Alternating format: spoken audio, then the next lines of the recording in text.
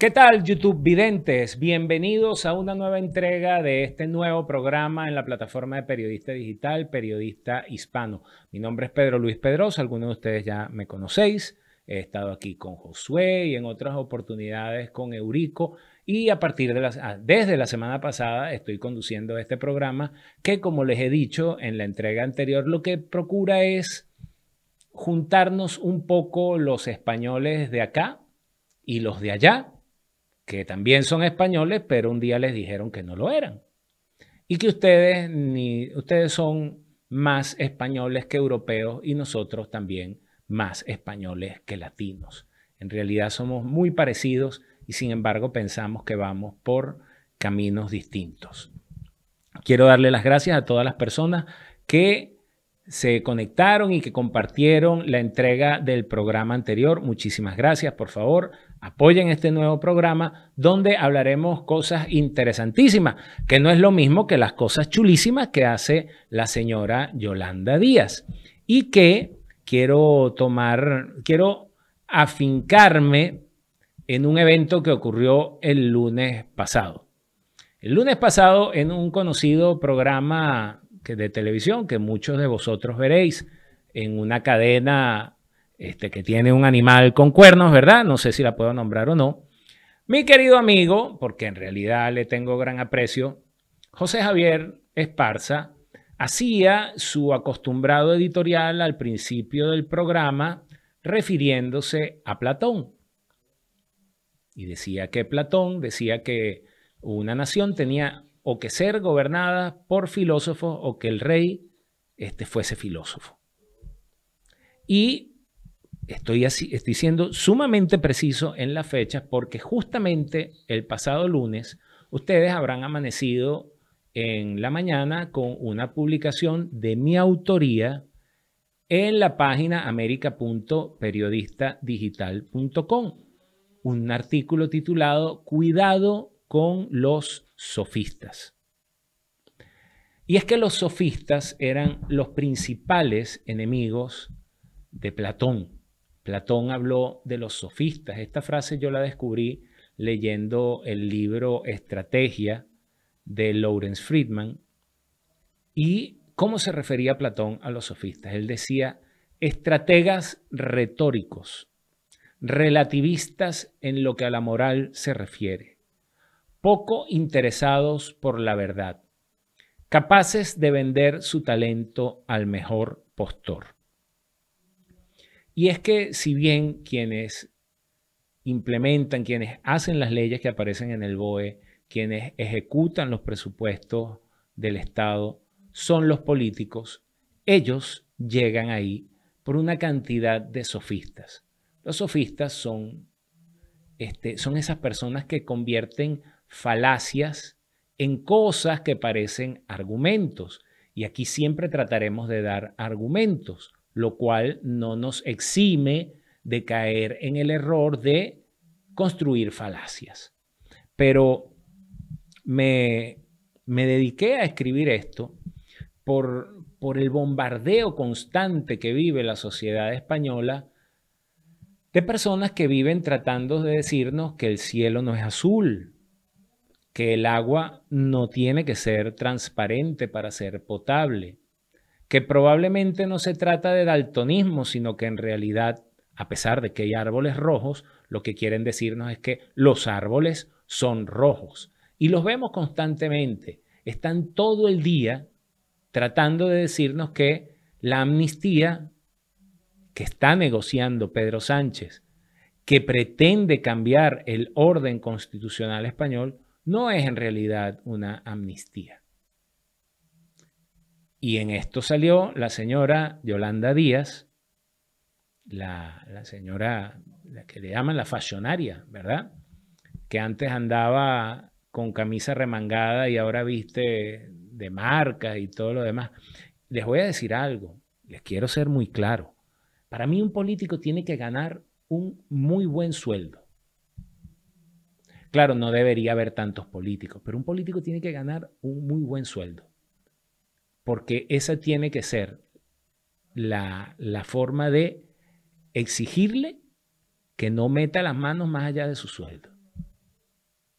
Si las personas van a tener tan altísimas responsabilidades, pues así sean unos incompetentes. Vale, tú asumiste esta responsabilidad, pues vas a ganar acorde a la responsabilidad que tienes. Eso sí, no te equivoques, porque después vas a ir a la cárcel. Lo que pasa es que en un país como España, como sucedió en Venezuela, pues nadie va a la cárcel.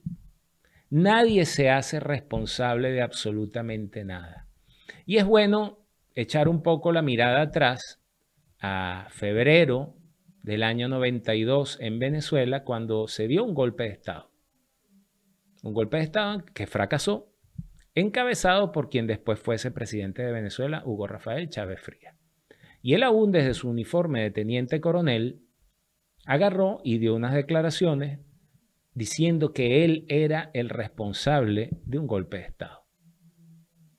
Fue a la cárcel, no estuvo en la cárcel el tiempo que debió haber estado, fue no indultado, su crimen, su delito fue sobreseído y posteriormente fue presidente de Venezuela con las consecuencias que ya conocemos. Pero aquí hay dos cosas que tenemos que ver. La primera, en buena medida, Chávez fue presidente porque en un país donde nadie era responsable de nada, alguien se hizo responsable de un delito. Y eso causó un impacto en la población. Y la otra parte que hay que ver de ese evento es que ese señor no estuvo en la cárcel el tiempo que debió estar. Ese señor debió haber salido de la cárcel inhabilitado políticamente. Y sin embargo, tuvo un sobreseimiento de la causa. Fue indultado, por decirlo de otra forma. Ojo, esas tres figuras jurídicas son distintas.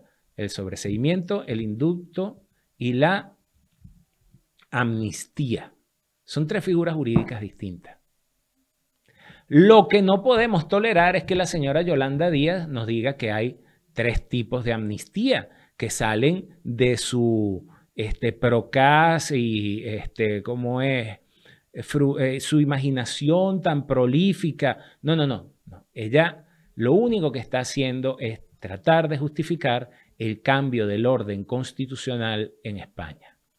Lo que está haciendo Yolanda Díaz es, junto a sus socios republicanos, separatistas y demás hierbas aromáticas que no le dan precisamente buen aroma a este jardín de la política española, lo que pretenden es ejecutar lo que siempre han querido.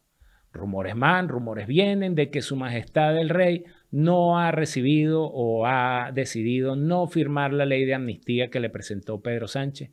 Veremos si en el momento de la chiquita, cuando todo se torne negro y la luz al final del túnel parezca un agujerito así pequeñito nada más, veremos cómo reacciona Su Majestad el Rey. Pero de momento les invito a leer Cuidado con los sofistas. Porque la otra parte muy grave de todo esto es que los sofistas no solo están en los grandes medios de comunicación. Los sofistas están también aquí en donde usted está viendo este programa. Están aquí en YouTube. Y entonces te inventan cosas como que, bueno, es que ahora sí he descubierto que el comunismo ibérico, ese sí es el que funciona.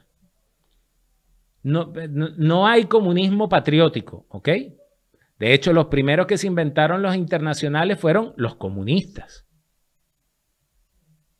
Porque funcionan igual que la nueva izquierda posmoderna, que no, tú no eres español, tú eres homosexual. Y se inventan una bandera y entonces te agrupan en un colectivo de carácter transnacional para diluir tu verdadera identidad.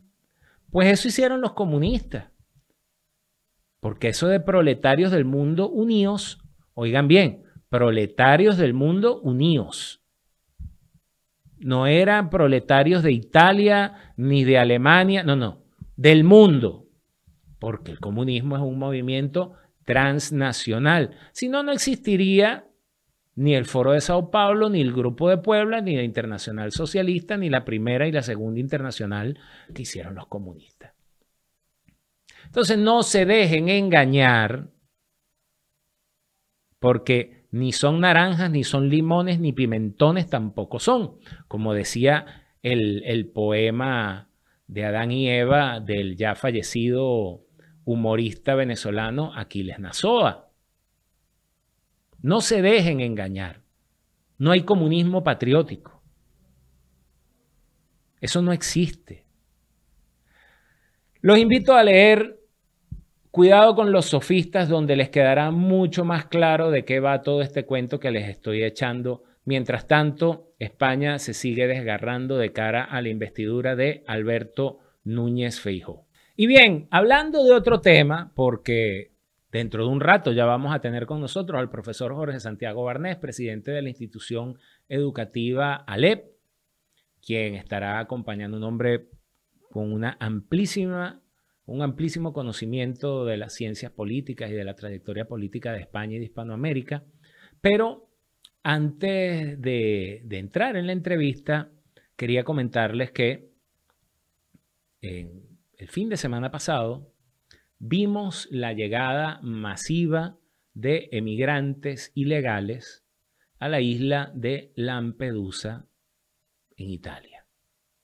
La primera reacción de la primer ministra italiana, la señora Giorgia Meloni, fue decir que todos iban para afuera, que se iban a agilizar. Hasta que llegó la inefable, por no decirle infame, señora Úrsula von der Leyen, la cual habló de un plan de 10 puntos que en realidad ni es plan ni son puntos.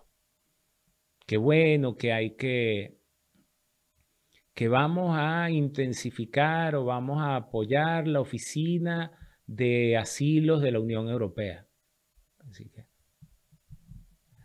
ustedes han visto ese meme de John Travolta, que el tipo anda con un, así uno escucha a Úrsula y queda así como que, ajá, y esta señora la llevaron allá.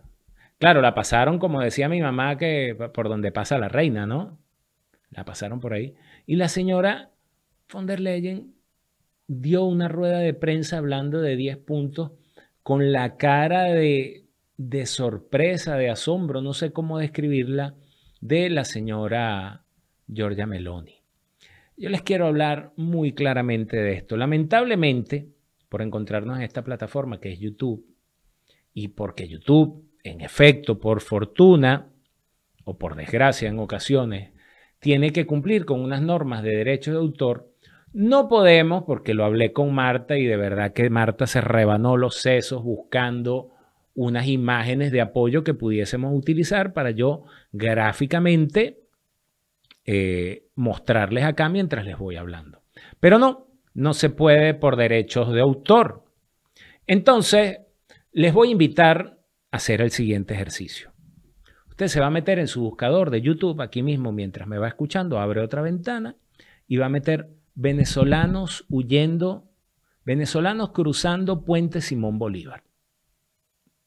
Entonces le van a aparecer unas imágenes de unos señores, un señor con su esposa, algunas mujeres con niños en brazos, otros señores arrastrando una maleta en una mano y llevando al niño de la mano en la otra, cruzando ese puente que estuvo abierto por cierto tiempo y por años, por lo menos desde 2014 hasta 2017 y un poco antes, cruzaban miles de venezolanos a diario huyendo de la tiranía venezolana. Entonces, ¿por qué les plasmo esta imagen? Y tengo que ser sumamente gráfico en la forma en la cual les hablo, porque ese detalle es inobjetable y no puede ser escamoteado, o sea, no lo puedes ignorar. Tú, en esa migración, veías niños, mujeres, hombres, familias consolidadas.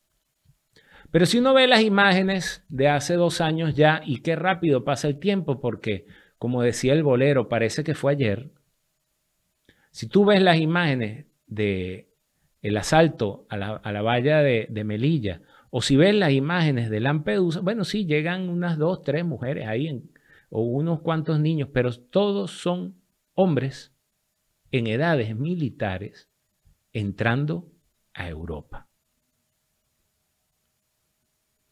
Y es que sí, la migración es un arma.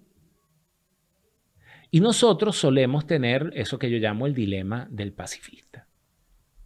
El pacifista es aquella persona muy buena, que es tan buena, que llega al extremo de ser medio tontorrón, porque cree que él con su bondad puede hacer que otras personas sean tan buenas como él. Y la verdad, estimados ciberespectadores, es que hay gente que está dispuesta a incendiar el mundo y pasar por encima de los pacifistas. Hay gente que por razones políticas, por ambición, por religión, que por lo que sea, no les interesa llevarse por delante a esos muy buenos bonachones pacifistas con los que nos encontramos. De modo que hay que saber muy bien diferenciar lo que es migración de lo que es una invasión. Y a pesar de que les estoy hablando de que lo que ocurrió en Venezuela fue una migración de millones y millones de personas, ya estamos a punto de llegar a 8 millones de venezolanos que hemos emigrado, que hemos salido del país. Pero a pesar de que eso ocurrió, la migración sigue siendo un arma. Tanto es así que nuevamente les invito a colocar en el buscador de YouTube disturbios inmigrantes ilegales en Nueva York. Y este cuento, tela, como dicen acá, tela marinera, porque resulta que desde hace ya algunos años un importante grupo de venezolanos no solo cruzan el puente Simón Bolívar hacia Colombia, sino que cruzan toda la selva del Darién, que es un angosto paso selvático sumamente peligroso que se encuentran entre el Panamá y Colombia, y no solo eso, sino que siguen su marcha hacia la frontera sur de los Estados Unidos. Allí la administración Biden les ha abierto los brazos, y como los primeros estados que están ahí, o los estados que están más al sur son Nuevo México, Houston, y son los principales estados, pues los gobernadores de estos estados dijeron, no, aquí no se quedan. Y se los mandaron en autobús a Nueva York, donde hay un gobernador del Partido Demócrata.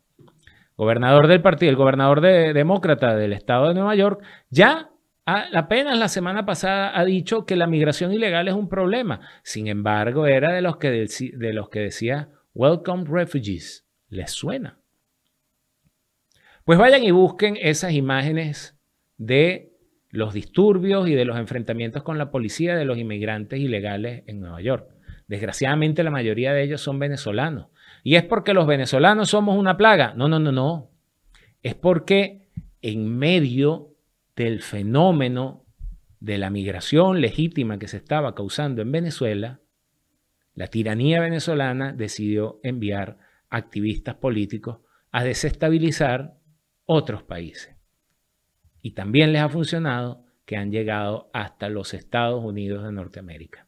Porque sus agentes de desestabilización ya habían tenido protagonismo en las protestas en Ecuador contra el gobierno del expresidente Lenín Moreno, como también fueron capturados activistas políticos venezolanos en las protestas en Chile contra el gobierno de Sebastián Piñera, como también ocurrió en Colombia con esos que llama el presidente Petro la primera línea.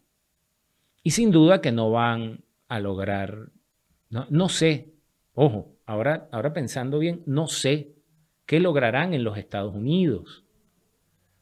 Y no sé lo que lograrán porque, en teoría, en los Estados Unidos ahorita Biden quiere mucho a Maduro. Y si no lo quiere mucho, por lo menos está negociando con él constantemente. Pero en un eventual cambio de gobierno en los Estados Unidos, ¿qué podrían hacer estos agentes del caos? Como ya lo hicieron en Colombia, donde finalmente Gustavo Petro llegó a la presidencia. Como lo hicieron en Ecuador, donde pese a las protestas, Guillermo Lasso ganó la presidencia, aunque después lo hicieron renunciar, convocar elecciones. No renunció, sino que convoca elecciones anticipadas.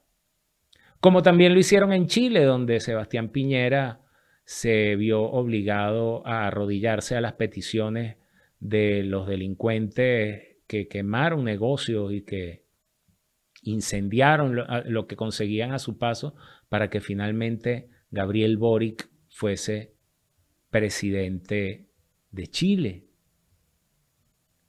Lo que les quiero decir con esto, queridos espectadores, es que no nos chupemos el dedo. La migración también es un arma. La migración también desestabiliza países. Y ahora está pasando en Lampedusa, pero también pasa en las Canarias.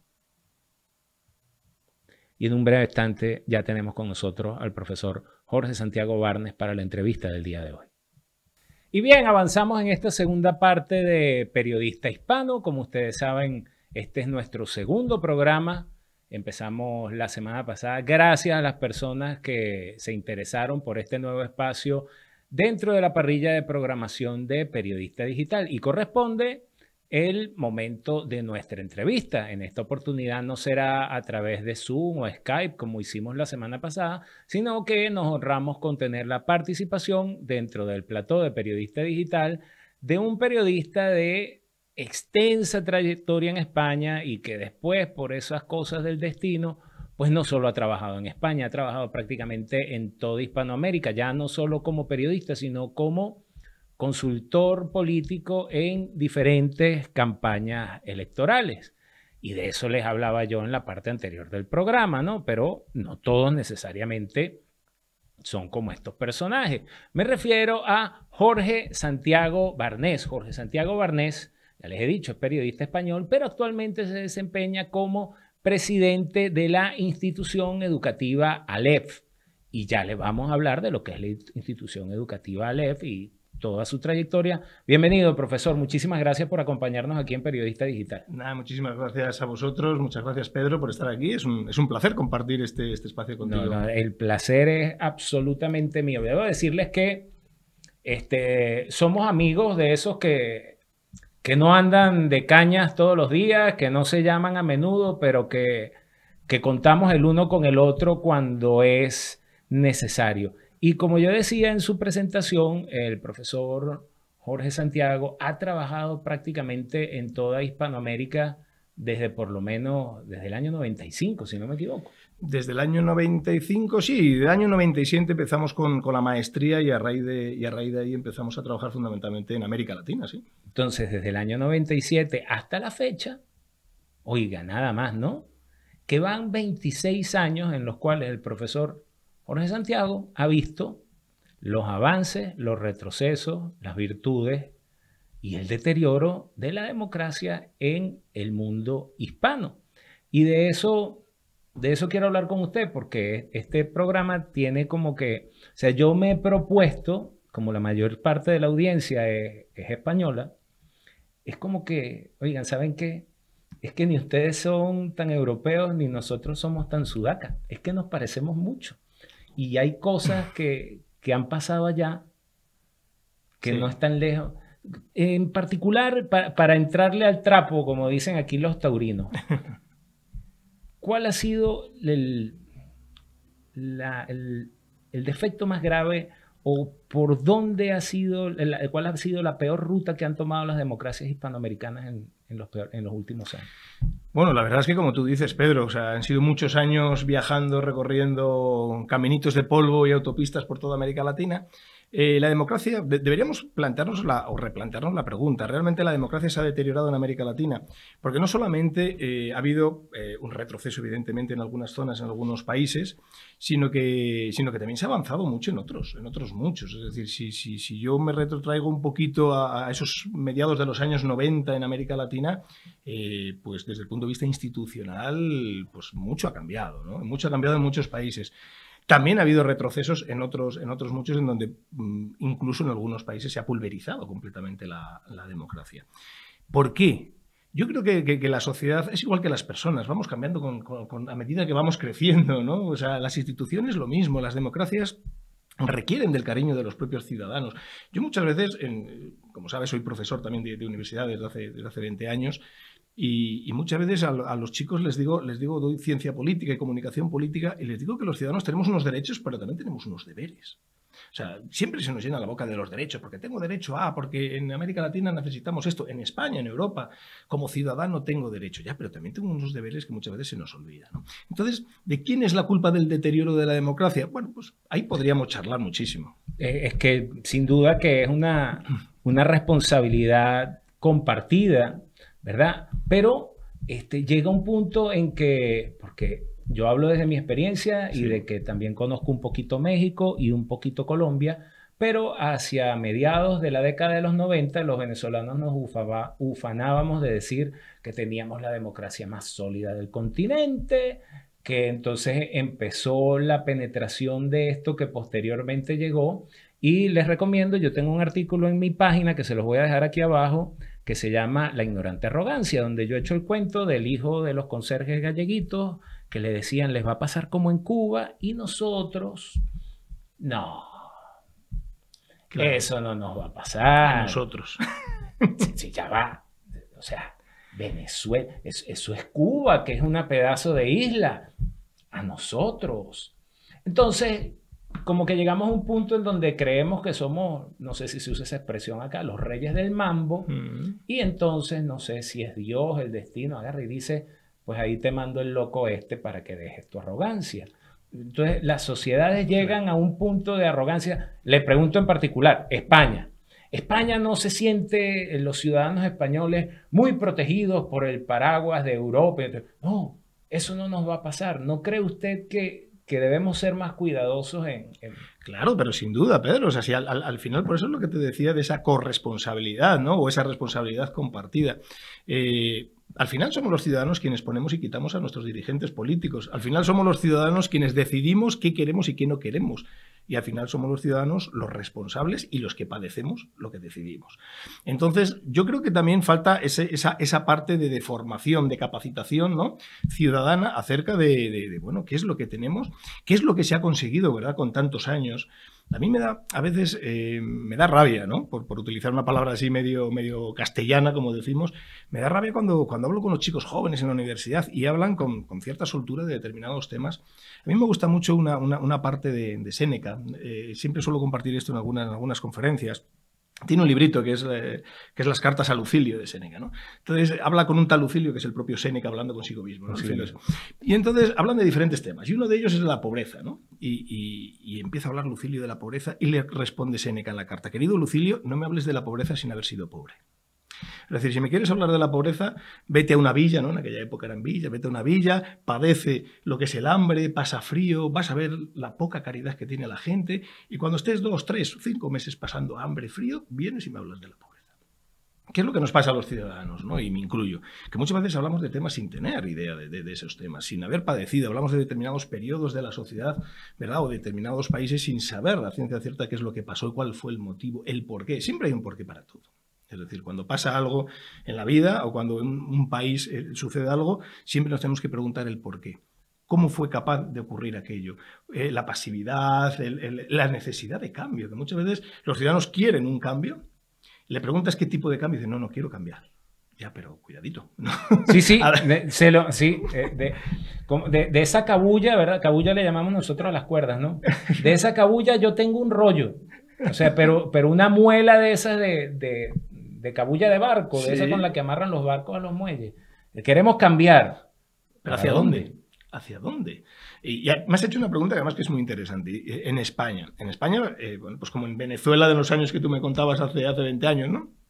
Aquí no puede pasar eso. O sea, la democracia está fuerte, aunque es joven, ¿no? Pero está fuerte. Tenemos una institución paraguas que es la Unión Europea que no va a permitir. Es decir, porque muchas veces en los países miembros de la Unión Europea tomamos decisiones, pero hay otras muchas que no tomamos los países. Es decir, se toma de una manera supranacional, se toma en Bruselas, ¿no? Es decir, hay un cierto contrapeso, hay un control, ¿no?, que hace que las cosas no fluyan con la rapidez que en otros países que no existe este organismo supranacional que controla un poquito, ¿no?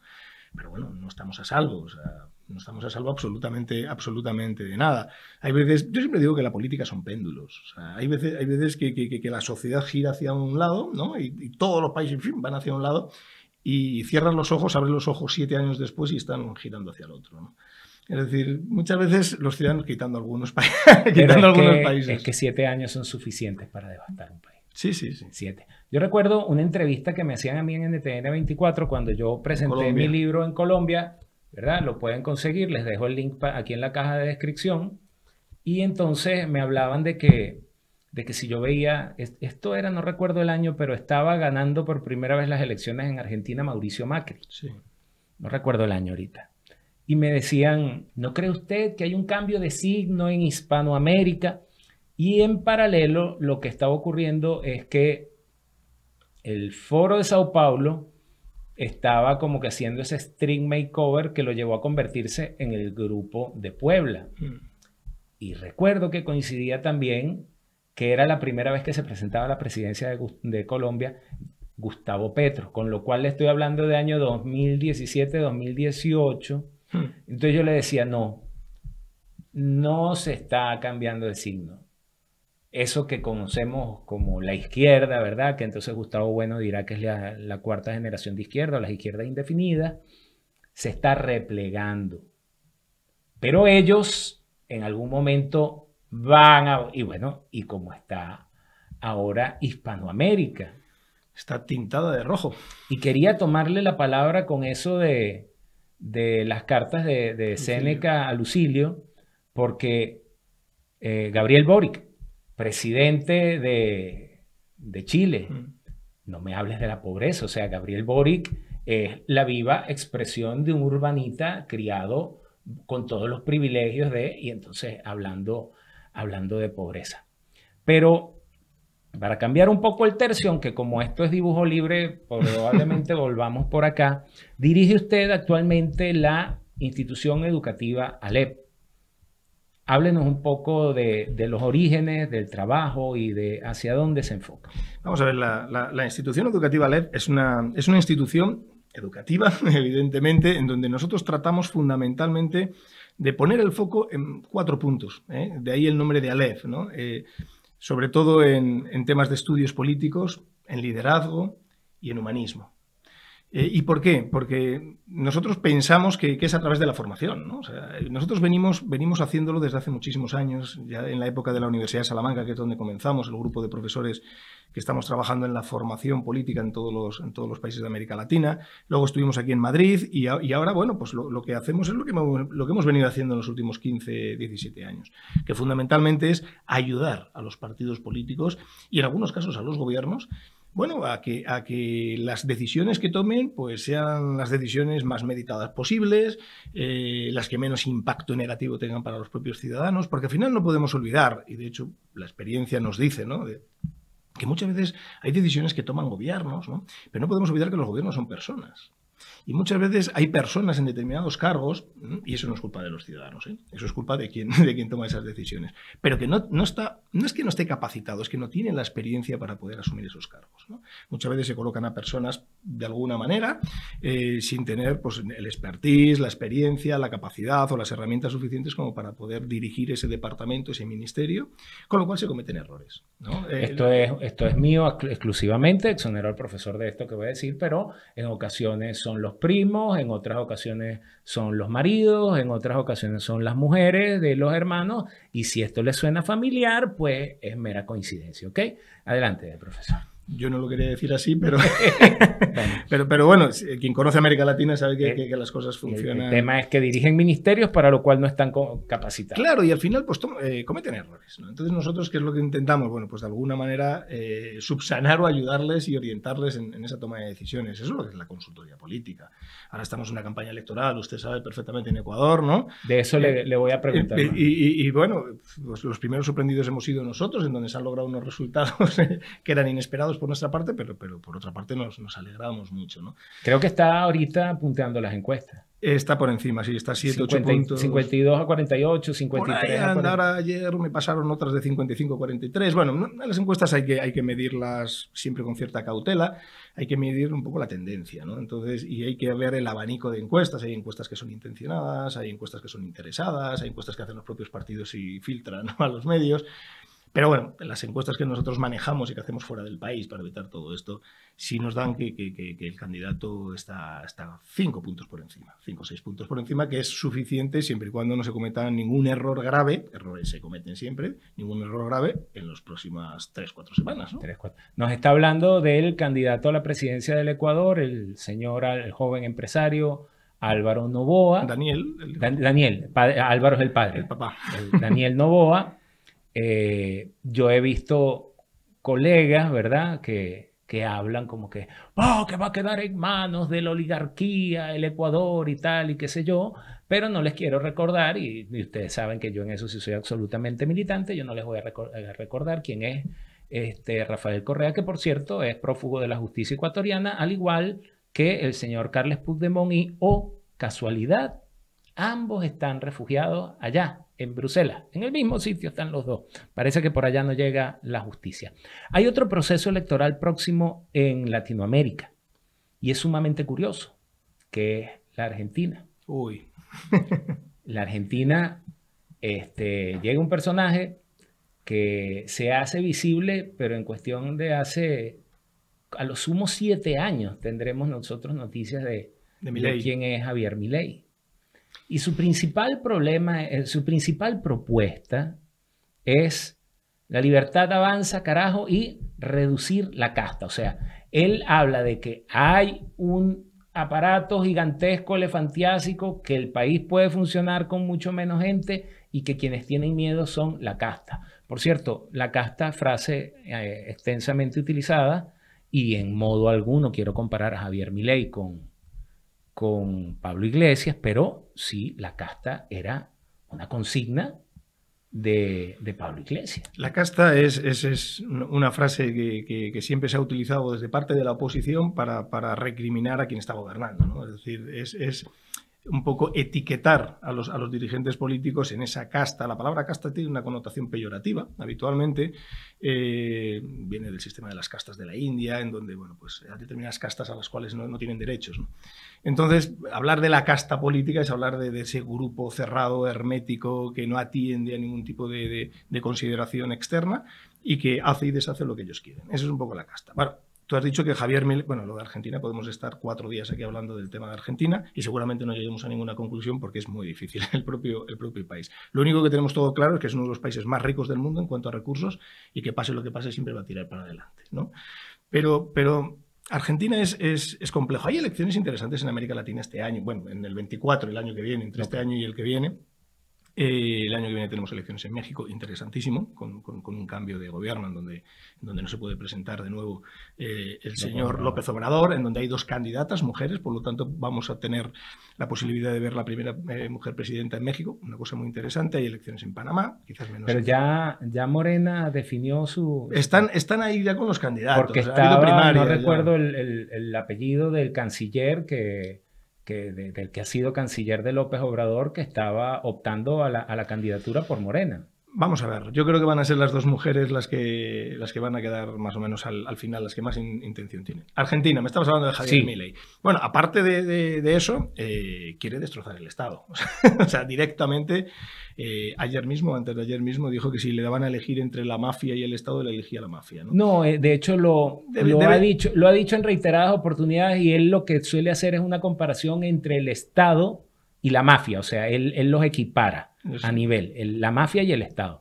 Lo habrá dicho recientemente, pero ya por ahí un querido amigo mío que no nos hemos topado todavía, Santiago Armesilla, tú manipulaste la entrevista de Milei, pero bueno, ya lo conversaremos aquí, que tú vienes para acá con Josué eventualmente. Santiago Armesilla es un chaval que es economista y es politólogo de acá de la Complutense, pero él dice que él ahora sí descubrió que con el comunismo ibérico sí, o sea, yo le digo, es igual que el socialismo, que no era ya socialismo, sino que era socialismo bolivariano. O sea, estos tíos se inventan algún sufijo para calificar lo que ya... Pero en fin, ayer dijo eso.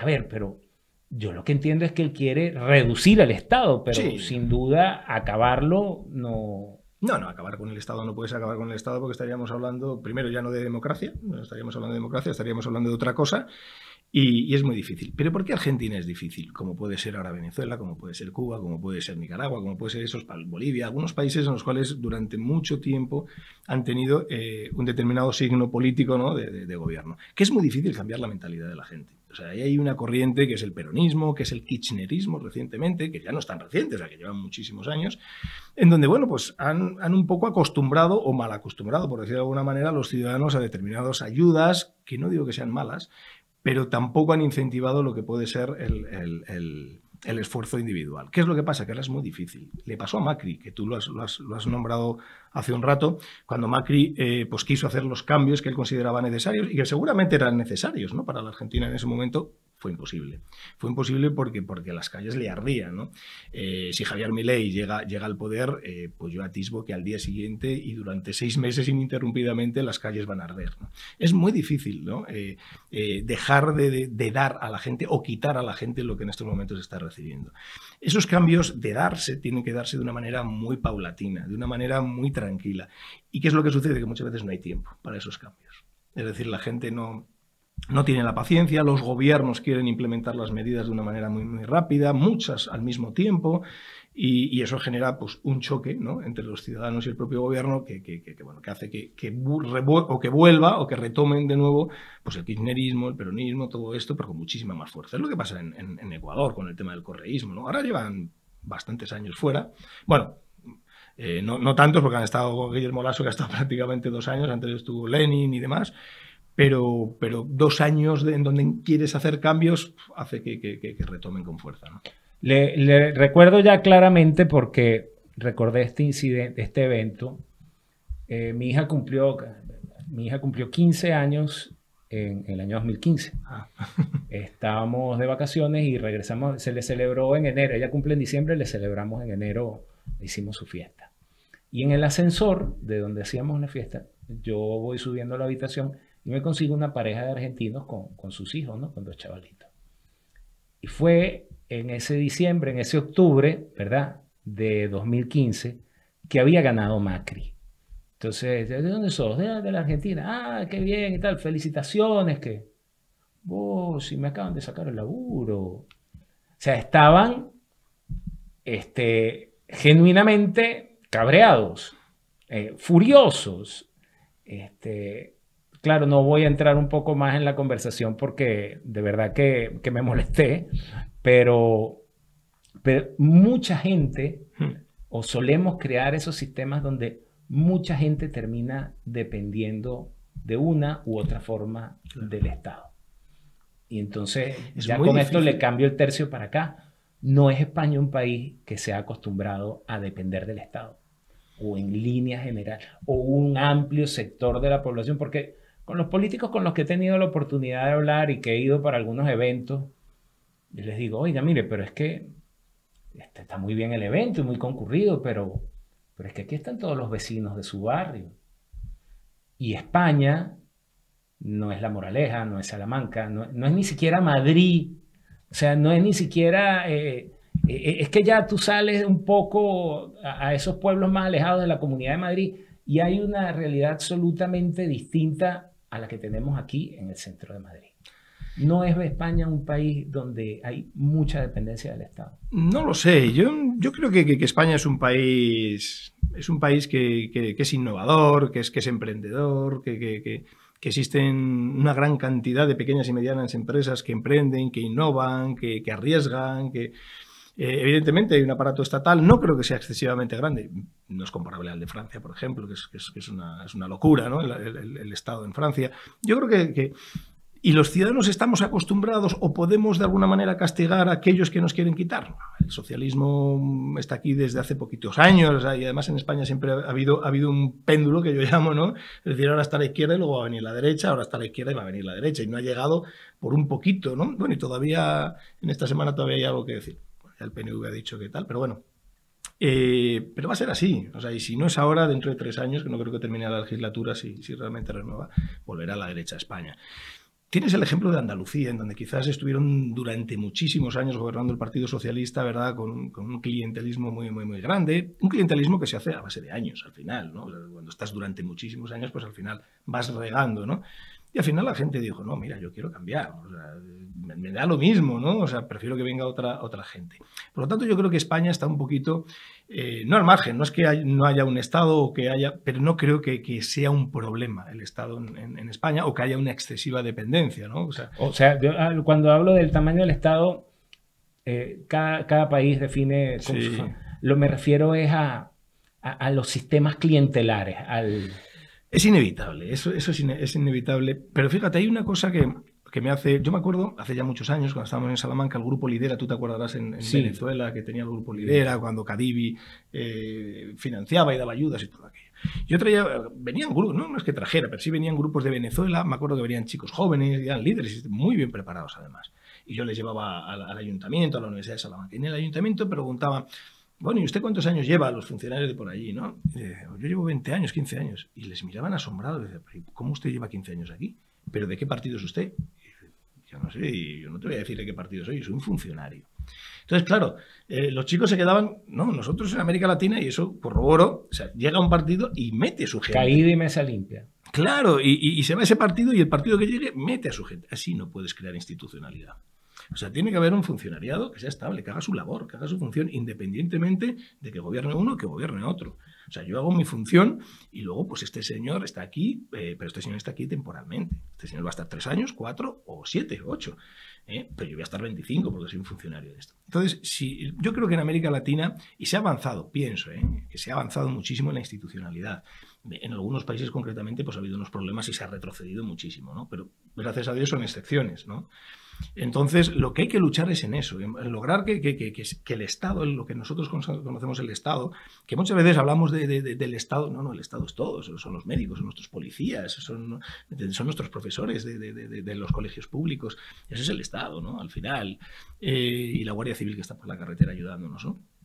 O sea, hay que tener esas personas, hay que tener un funcionariado, pero bueno, hay que intentar evitar ese clientelismo, ¿no? Porque el clientelismo al final es colocar, es aumentar, es engrosar algo, primero, que no sirve, que no ayuda y que al final tampoco te va a dar ese rédito que inicialmente piensas, ¿no? Es decir, bueno, yo voy a regar y la gente me va a seguir. No, ha quedado claro que muchas veces eso no funciona.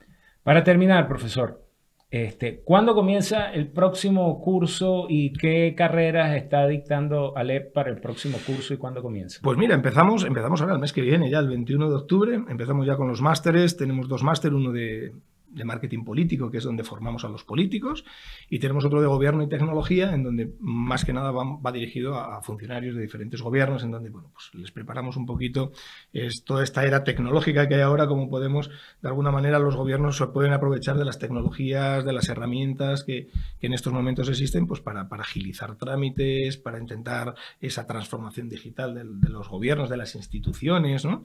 que es tan primordial para todo, ¿no? Bueno, pues estos programas empezamos ahora en el mes de octubre y luego, bueno, pues estamos viajando ahora a Panamá, que hay elecciones en mayo del año que viene, estamos viajando a Panamá ahora también el mes que viene, en octubre, quizás noviembre, para hacer algunos cursos allí de formación, de campaña electoral, que están en campaña, y seguimos en Ecuador. Bueno, pues primero reiterarle o decirle que espero contar con su presencia nuevamente por acá, que le metamos el diente. Hoy estábamos como en presentación. Le metamos el diente a un tema en particular, claro, a usted y a sus profesores, y una vez que arranquen el curso, pues mande sus alumnos para que le hagamos una entrevista y no una sesión de spa. Claro. Okay. No, encantado. Yo, Pedro, las veces que consideres, encantado de poder acercarme por acá y traer a algún alumno que realmente cuente su realidad de su país, porque muchas veces, pues desde fuera, tenemos una perspectiva que desde dentro es diferente. Muchísimas gracias, profesor. Nada, gracias por acompañarnos esta tarde. A vosotros, muchísimas gracias. Y bien, esto ha sido todo por hoy en esta segunda entrega de Periodista Hispano. Quiero darle las gracias a todas las personas que nos acompañaron en el programa de la semana pasada. Por favor, no se olviden, ¿verdad? Mientras estamos estabilizando, pues tenemos que ponernos a la altura de Josué, de Rebeca, que tienen 30, 50, 60 mil visualizaciones. De hablarte de Alfonso Rojo, bueno, ni te cuento porque hasta ahí no vamos a llegar en un momento. Pero si te ha gustado este contenido, por favor, no olvide compartirlo con las personas más allegadas a través de sus grupos de WhatsApp. Dale like y suscríbete a nuestro canal. Será hasta la semana que viene. Nos vemos. Chau, chau.